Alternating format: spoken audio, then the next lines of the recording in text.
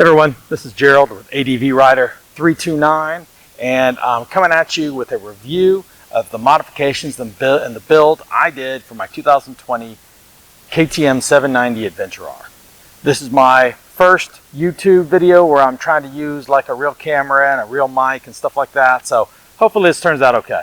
I've put a lot of research, a lot of effort, a lot of money, and I just want to share some of the things that I've learned with y'all. This first is just a quick overview of all the mods that I've done, and then we're going to go into some additional series that talk about more specifics. Windscreens. I tried 4 different windscreens, finally settled on the Rebel X, which I love. I redid all the brakes, so there's been some brake issues, and I changed my master cylinder out, all the components, all the cables, all my rotors, all my master cylinders, calipers, everything. And so that was a huge difference. That was a big deal. I've gone through a couple of luggage. I have my Moscow Moto Reckless 80, and then I have my backcountry 35s. I'll talk about the pros and cons, why I choose one over the other or use one more often than the other. So with that, let's get started with my mods overview. So to start with, this is by far the most fun bike I've ever owned. It does everything well, from adventure riding, cool single track things you could do on smaller bikes, long distance touring. I just did 1,500 miles highway a few weeks ago, survived just fine, loves the twisties, does everything great. And I've ridden a lot of bikes. I own quite a few bikes, from large adventure bikes like GS 1200 Adventures, Multistrada Enduro, which is another bike that I absolutely love, KTM 350, I ride trials, but by far this is the most fun bike, the most capable, the most all-around bike. Now obviously it still has its controversies and still has its downs. Probably the biggest downs for me, I have not had many reliability issues. I know there's been lots of talk on Facebook and other places about the reliability issues. I've had very little. I have about 5,000 miles on my bike so far. I bought it in July, and so my issues are really, one, probably it's not the bike related, but my KTM dealer is about 90 miles away.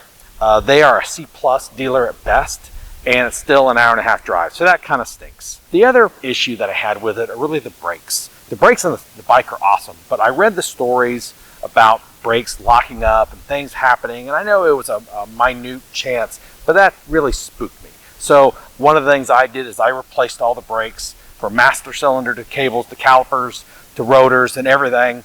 I didn't have issues with my brakes, but it freaked me out so much that it was almost making it not fun to ride. So that was kind of an issue. But in the end, I absolutely love the bike. We're going to start up front and talk about wind protection. I went through the R screen, the S screen, Puig Touring screen, as well as the Puig little add-on that you can put on top of the screens. And this Rebel X is by far the best one. This Rebel X is absolutely amazing. It gives the best wind coverage. My bike's really dirty, sorry about that. I don't wash it very often. It is an adventure bike, so I'm not too worried about it being too clean. The wind protection on this screen is great. I am 5'11" with a 30-inch inseam, so it works perfect. With certain helmets, I still get some buffeting. So I've noticed with my Shoei Hornet DX, it has a stiff bill. I get no buffeting from it.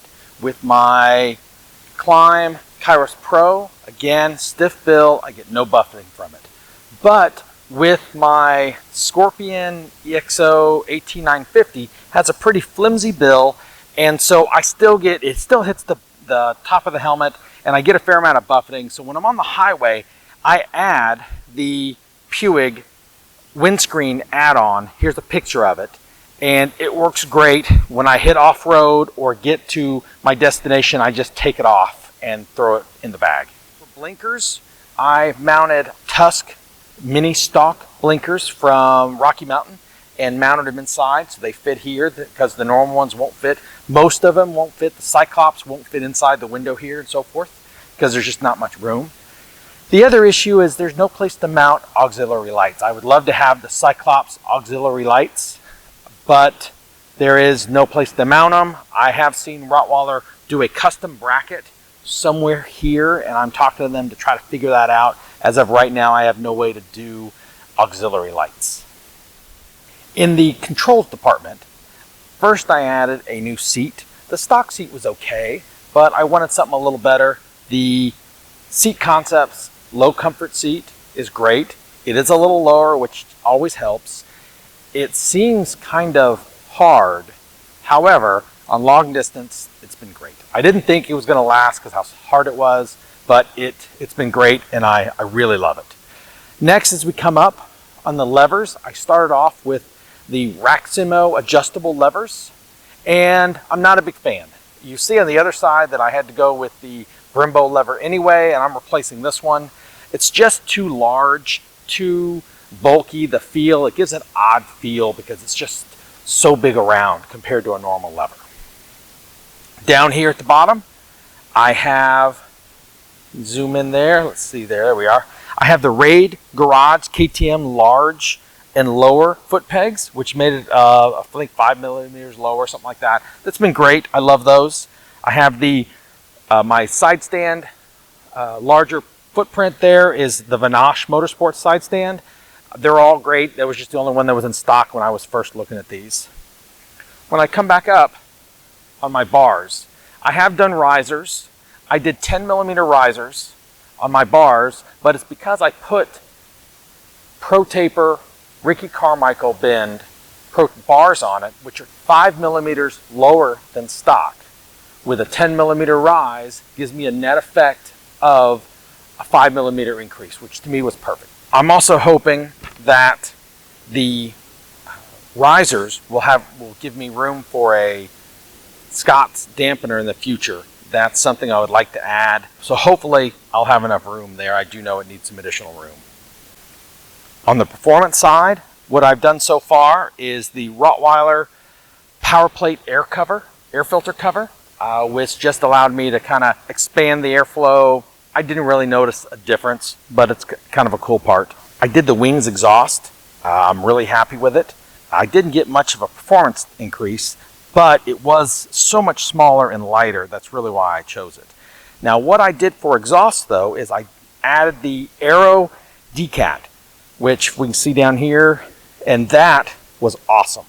So when I first put on the wings exhaust, it has a dB killer that can be removed. Well, with just the exhaust, it wasn't loud enough, so I removed the dB killer. Once I decatted it, it was then too loud. I put the dB killer back in, and now it's perfect. An ironic benefit from the Decat also is one of the issues that I had with my bike was that it would not idle. I had one of the issues where it had to be started 3 times before it would idle right off the bat. I would start it, it would come up and then die. Come up and die, come up and die. The third time was always stayed on. It always took 3 tries. It was the weirdest thing. It was very consistent. I've read about other people having the same problem. Once I put the Aero Decat on, that totally fixed that. So I love the way it sounds. Now it's perfect, and now I love not having the idle issue.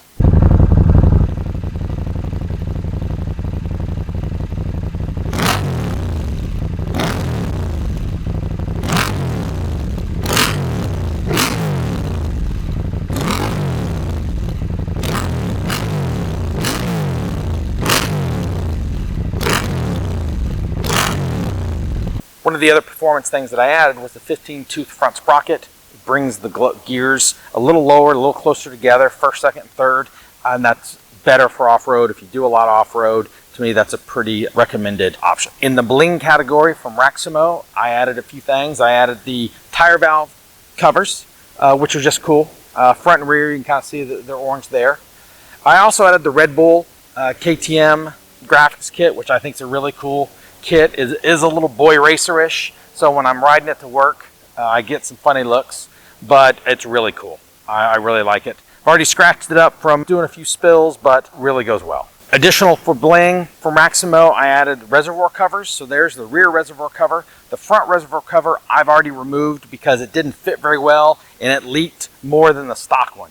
My stock one sweat a little around the edges. It leaked a little. The Maximo was just double that. So I don't recommend it. If you're going to get one, go for the KTM one. There's probably a reason why it's 3 times the price.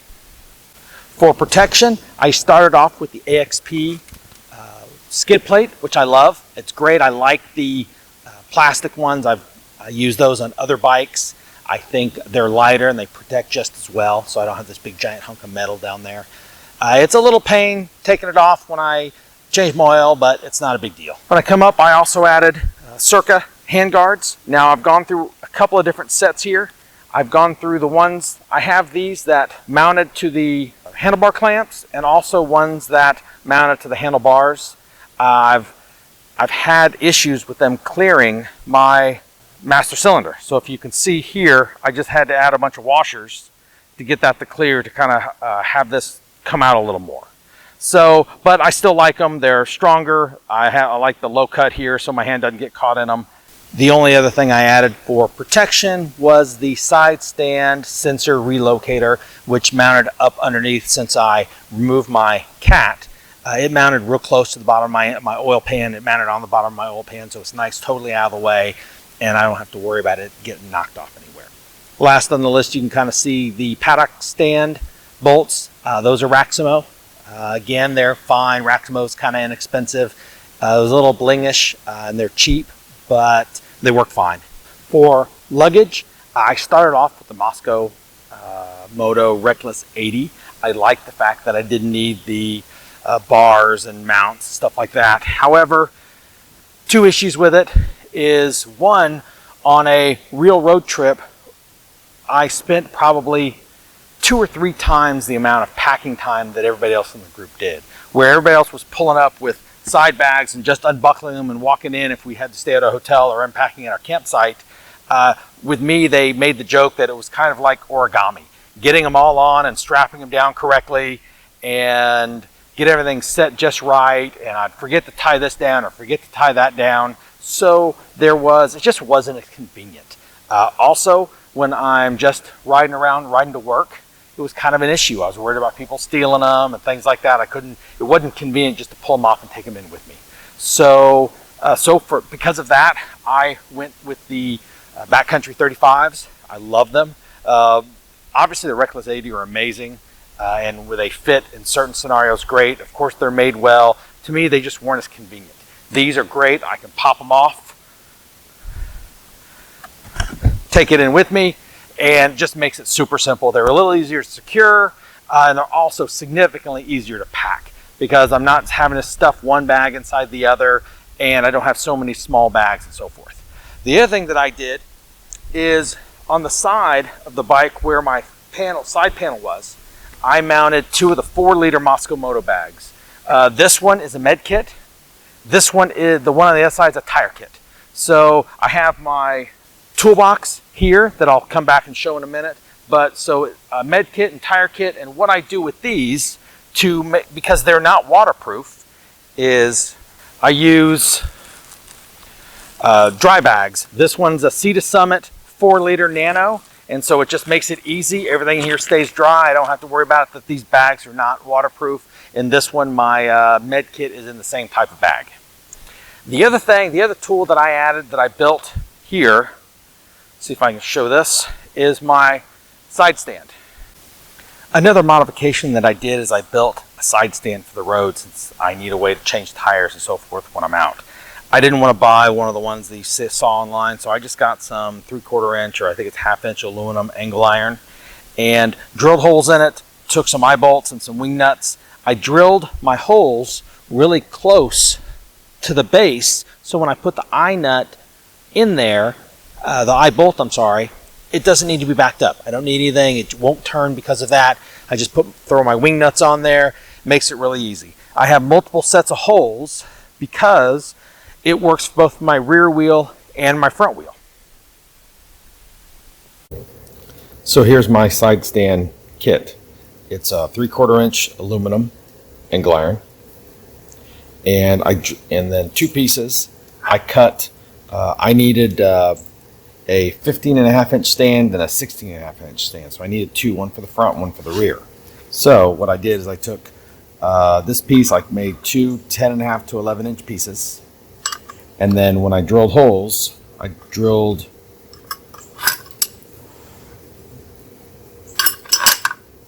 one set of holes there, and then I can slide it down and do another set of holes there. So I have 2 sets of holes, so I can slide it and make it 2 different sizes.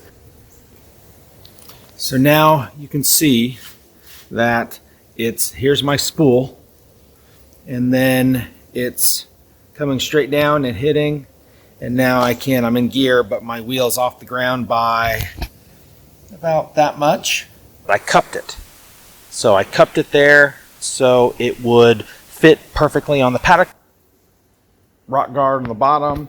I have those holes in it, and now my stand is directly in and cut it in one of the holes. I'll take a picture afterwards of the hole to see if it looks any damaged. And now my front wheel is off the ground. I also have this is the Moto Trek rack, and I did the toolbox, and I love that because then I don't have to worry about people taking my tools and so forth. So my tool bag is in there. That works out great.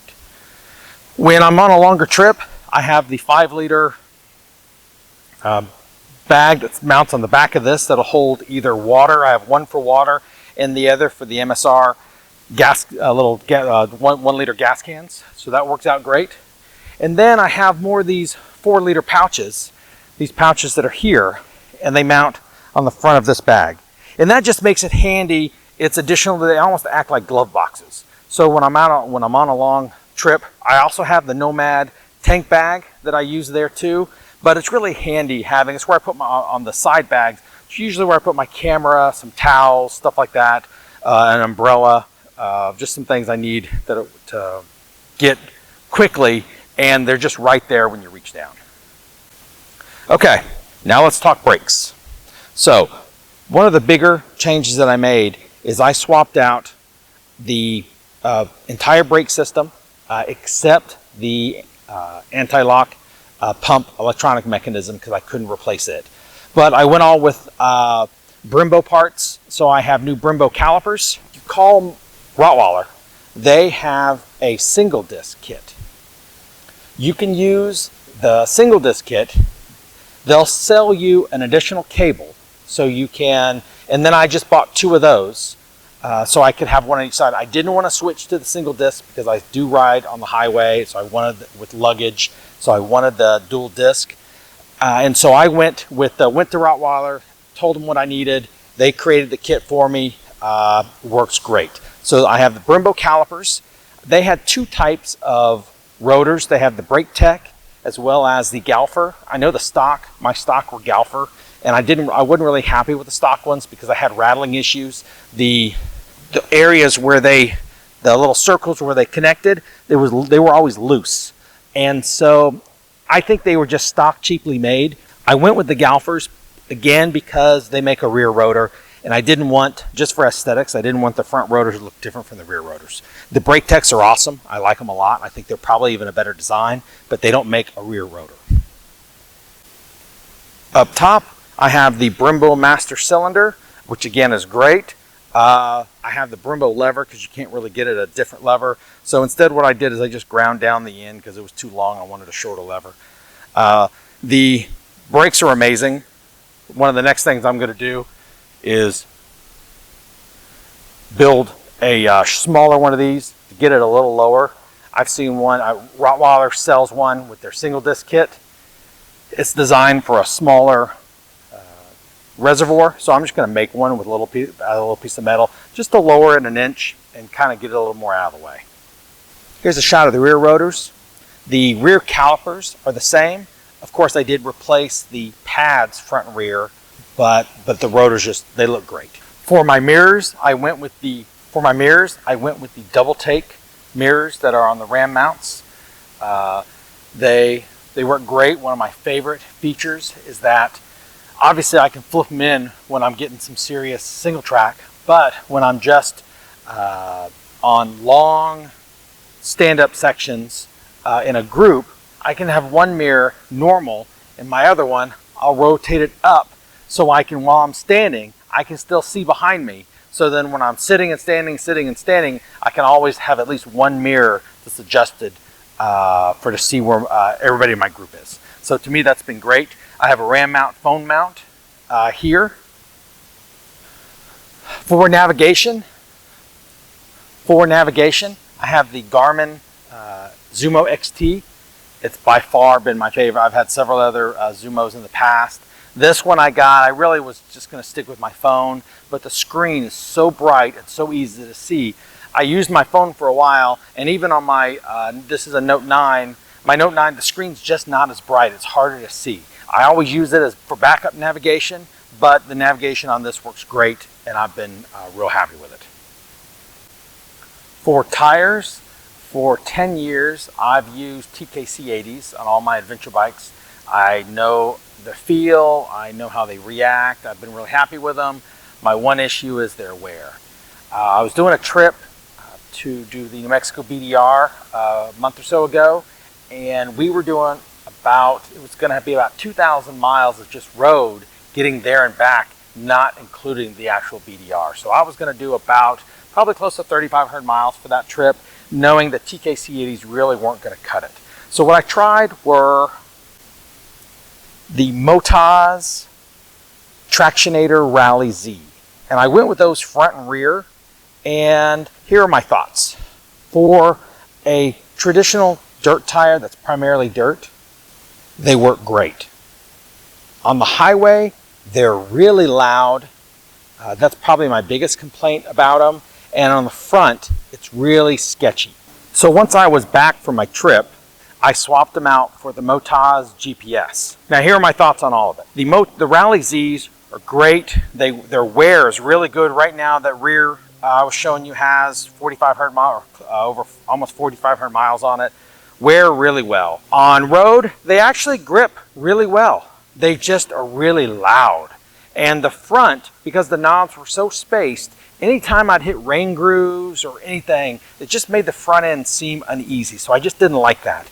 I went with the GPS on the front, and I think I went too far street oriented. Even though they're flipped around in the street, in the dirt oriented path, I just can't believe that they're going to be grip as good. They're very smooth and I like them. I just can't imagine they're going to grip as much as a knobby. So I think my next one, I'm going to go in the middle, which is the Motaz Adventure tire. And I think I'm going to try that up front instead of the GPS. I'm going to get another Rally Z on the rear just because it works so well. I'll put up with the noise because of the hookup. And that wraps it. Thanks for watching, everyone. Again, this is Gerald with ADV Rider 329 with my KTM build. I hope it was valuable, and also subscribe or keep an eye out for some of the more detailed videos I'm going to be doing on some of the specific components. Primarily things like my windshield. I went through 3 or 4 different windshield options. I'm going to detail, kind of rank them in order of their wind protection. I'm going to talk a little more detail about my brake setup, which was again another pretty big purchase of mine. Talk about some of the different tires that I've used. And lastly, I'm going to go through a little more in depth on my Moscow Moto Reckless 80 versus the Backcountry 35. So thanks for watching, and take it easy.